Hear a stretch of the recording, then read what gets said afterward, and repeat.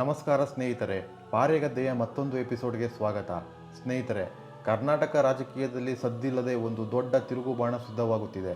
ಡಿ.ಕೆ. ಶಿವಕುಮಾರ್ ಅವರು ಮುಖ್ಯಮಂತ್ರಿ ಸ್ಥಾನಕ್ಕೆ ಏರಿದರೆ ಜನತಾದಳ ಪಕ್ಷಕ್ಕೆ ಅಸ್ತಿತ್ವದ ಆತಂಕ ಎದುರಾಗುತ್ತಿದೆ ಎಂದು ರಾಜಕೀಯ ವಲಯಗಳಲ್ಲಿ ತೀವ್ರ ಚರ್ಚೆಯಾಗುತ್ತಿದೆ.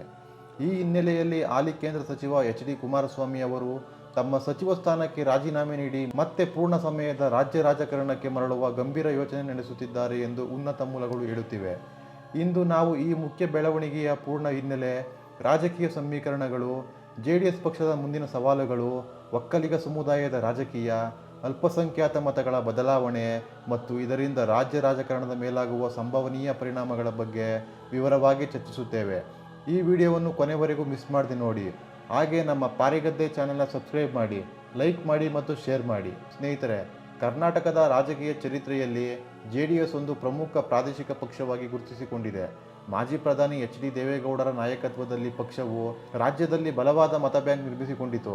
ವಿಶೇಷವಾಗಿ ಹಳೆ ಮೈಸೂರು ಭಾಗದಲ್ಲಿ ಜೆಡಿಎಸ್ಗೆ ಗಣನೀಯ ಬೆಂಬಲವಿದೆ.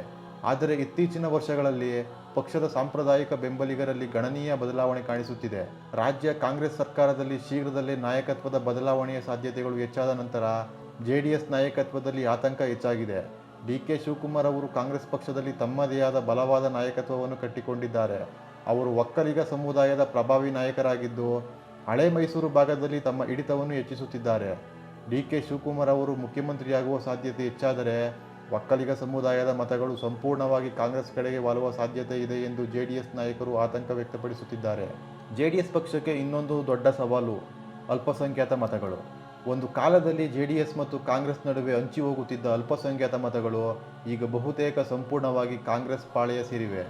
ಮುಖ್ಯಮಂತ್ರಿ ಸಿದ್ದರಾಮಯ್ಯ ಅವರ ಅಹಿಂದ ರಾಜಕಾರಣದ ಪ್ರಭಾವದಿಂದಾಗಿ ಅಲ್ಪಸಂಖ್ಯಾತ ಮತದಾರರು ಜೆಡಿಎಸ್ನಿಂದ ದೂರ ಸರಿದಿದ್ದಾರೆ. ಜೆಡಿಎಸ್ ಬಿಜೆಪಿಯೊಂದಿಗೆ ಮೈತ್ರಿ ಮಾಡಿಕೊಂಡ ನಂತರ ಈ ಪ್ರಕ್ರಿಯೆ ಇನ್ನಷ್ಟು ವೇಗಗೊಂಡಿದೆ.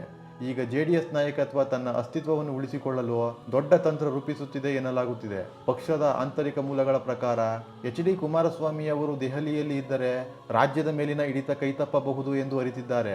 ಆದ್ದರಿಂದ ಮುಂದಿನ ಕೇಂದ್ರ ಸಚಿವ ಸಂಪುಟ ಪುನರ್ರಚನೆಯ ವೇಳೆ ತಮ್ಮ ಸಚಿವ ಸ್ಥಾನಕ್ಕೆ ರಾಜೀನಾಮೆ ನೀಡಿ ಪೂರ್ಣ ಸಮಯದ ರಾಜ್ಯ ರಾಜಕಾರಣಕ್ಕೆ ಮರಳುವ ಯೋಚನೆ ನಡೆಸುತ್ತಿದ್ದಾರೆ. ಕುಮಾರಸ್ವಾಮಿ ಅವರು ತ್ಯಜಿಸುತ್ತಿರುವ ಕೇಂದ್ರ ಸಚಿವ ಸ್ಥಾನವನ್ನು ಅವರ ಭಾವ ಡಾಕ್ಟರ್ ಸಿ.ಎನ್. ಮಂಜುನಾಥ್ ರವರಿಗೆ ಕೊಡಿಸುವ ಚರ್ಚೆಗಳು ನಡೆಯುತ್ತಿವೆ ಎನ್ನಲಾಗಿದೆ. ಇದರ ಮೂಲಕ ಕುಟುಂಬ ಮತ್ತು ರಾಜಕೀಯ ಸಮತೋಲನ ಕಾಯ್ದುಕೊಂಡು ಕುಮಾರಸ್ವಾಮಿ ಅವರು ಬೆಂಗಳೂರಿನಲ್ಲೇ ಉಳಿದು ಡಿ.ಕೆ. ಶಿವಕುಮಾರ್ ಮತ್ತು ಕಾಂಗ್ರೆಸ್ ವಿರುದ್ಧ ನೇರ ಹೋರಾಟಕ್ಕೆ ಇಳಿಯುವ ಸಾಧ್ಯತೆ ಇದೆ. ಸ್ನೇಹಿತರೆ, ಈ ಬೆಳವಣಿಗೆಗಳು 2026ರ ವಿಧಾನಸಭಾ ಚುನಾವಣೆಗೆ ಮುನ್ನವೇ ರಾಜ್ಯ ರಾಜಕಾರಣದಲ್ಲಿ ಭಾರೀ ಸಂಚಲನ ಸೃಷ್ಟಿಸುವ ಸಾಧ್ಯತೆ ಇದೆ. ಜೆಡಿಎಸ್ ಪಕ್ಷವು ತನ್ನ ಸಾಂಪ್ರದಾಯಿಕ ಮತ ಬ್ಯಾಂಕನ್ನು ಕಾಯ್ದುಕೊಳ್ಳಲು ತಳಮಟ್ಟದಿಂದ ಪಕ್ಷವನ್ನು ಮರುಸಂಘಟಿಸುವ ಅಗತ್ಯವಿದೆ. ಡಿ.ಕೆ. ಶಿವಕುಮಾರ್ ಅವರ ಏಳಿಗೆಯು ಒಕ್ಕಲಿಗ ಸಮುದಾಯದ ಮತಗಳ ಮೇಲೆ ದೊಡ್ಡ ಪ್ರಭಾವ ಬೀರಲಿದೆ. ಈ ಎಲ್ಲ ಬದಲಾವಣೆಗಳು ಕರ್ನಾಟಕ ರಾಜಕೀಯದ ಭವಿಷ್ಯವನ್ನು ಹೇಗೆ ಬದಲಿಸುತ್ತವೆ ಎಂಬುದನ್ನು ಮುಂದಿನ ದಿನಗಳಲ್ಲಿ ನೋಡಬೇಕಾಗಿದೆ. ರಾಜಕೀಯ ಪಕ್ಷಗಳು ತಮ್ಮ ತಂತ್ರಗಳನ್ನು ಬದಲಾಯಿಸುತ್ತಿರುವುದು ಸ್ಪಷ್ಟವಾಗಿದೆ. ಜೆಡಿಎಸ್ ಪಕ್ಷವು ತನ್ನ ಮುಂದಿನ ಕ್ರಮಗಳನ್ನು ಹೇಗೆ ರೂಪಿಸುತ್ತದೆ ಎಂಬುದು ತುಂಬಾ ಮುಖ್ಯವಾಗಿದೆ. ಸ್ನೇಹಿತರೆ, ಈ ಬೆಳವಣಿಗೆಯು ನಮಗೆ ಒಂದು ವಿಷಯವನ್ನು ಸ್ಪಷ್ಟವಾಗಿ ಹೇಳುತ್ತದೆ. ರಾಜಕೀಯದಲ್ಲಿ ಅಸ್ತಿತ್ವ ಉಳಿಸಿಕೊಳ್ಳಲು ನಿರಂತರ ಸಂಘಟನೆ ಮತ್ತು ತಂತ್ರ ಮತ್ತು ಜನಸಂಪರ್ಕ ಅಗತ್ಯ. ಜೆಡಿಎಸ್ ತನ್ನ ಮುಂದಿನ ಕ್ರಮಗಳನ್ನು ಹೇಗೆ ರೂಪಿಸುತ್ತದೆ ಎಂಬುದು ತುಂಬಾ ಮುಖ್ಯವಾಗಿದೆ. ನಿಮ್ಮ ಅಭಿಪ್ರಾಯವೇನು? ಎಚ್.ಡಿ. ಕುಮಾರಸ್ವಾಮಿ ಅವರು ಕೇಂದ್ರ ಸಚಿವ ಸ್ಥಾನ ಬಿಟ್ಟು ರಾಜ್ಯಕ್ಕೆ ಮರಳುವುದು ಸರಿಯಾದ ನಿರ್ಧಾರವೆಂದು ನೀವು ಭಾವಿಸುತ್ತೀರಾ? ಇದು ಜೆಡಿಎಸ್ ಪಕ್ಷಕ್ಕೆ ಲಾಭವಾಗುತ್ತಾ ಅಥವಾ ಹೆಚ್ಚಿನ ಸವಾಲುಗಳನ್ನು ತರುತ್ತಾ? ಕಮೆಂಟ್ನಲ್ಲಿ ತಿಳಿಸಿ. ಮುಂದಿನ ವಿಡಿಯೋದಲ್ಲಿ ಮತ್ತೊಂದು ವಿಷಯದೊಂದಿಗೆ ಭೇಟಿಯಾಗೋಣ. ಧನ್ಯವಾದಗಳು.